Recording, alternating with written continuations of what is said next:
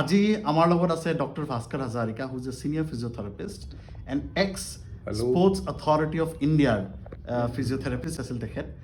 আহক তেখেতৰ পৰা এটা প্ৰশ্ন সোধোঁ। প্ৰশ্নটো হ'ল ছাৰ, স্পৰ্টছ ইঞ্জুৰি হ'লে বিশেষকৈ দেখা যায় কি অৰ্থপেডিচিয়ানৰ ওচৰত এজন মানে প্লেয়াৰ এজন গ'ল, ৰাইট? আৰু মানে তেখেতক মানে অৰ্থপেডিচিয়ানজনে চোৱাৰ পাছত বহুত কেচেছত মানে চাৰ্জাৰী ছাজেষ্ট কৰে। তো প্ৰশ্নটো হ'ল এনেকুৱা ছাৰ, কি চাৰ্জাৰী কোন কেছত মানে ৰেকমেণ্ডেশ্যন হয়? এনেকুৱা ধৰণৰ কেচেছত মানে আপোনালোকৰ ফিজিঅ'থেৰাপিষ্টৰ হিচাপত চাৰ্জাৰীটো বেছি দৰকাৰ হয়, বিশেষ দৰকাৰী হয়?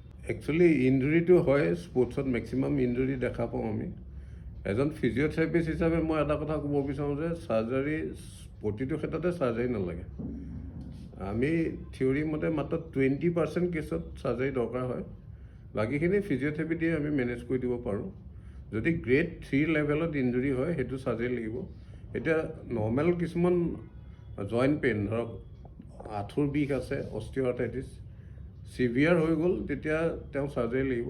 কিন্তু সেই চিভিয়াৰ হোৱাৰ আগতে আমাৰ মানুহখিনি, জেনেৰেল সাধাৰণ মানুহখিনিয়ে ফিজিঅ'থেৰাপিৰ ওচৰত অহাটো অতি জৰুৰী। কিয়নো সেই চিভিয়াৰ কণ্ডিশ্যনটো একমাত্ৰ ফিজিঅ'থেৰাপিষ্টসকলেহে মানে ৰাখি দিব পাৰিব। চিভিয়াৰ হোৱাৰ আগতেই যদি আপুনি ফিজিঅ'থেৰাপি কৰে, তেতিয়া সেই ফিজিঅ'থেৰাপিৰ সহায়ত আপোনাৰ ৰিকভাৰী হোৱাৰ চান্স বহুত বেছি আছে।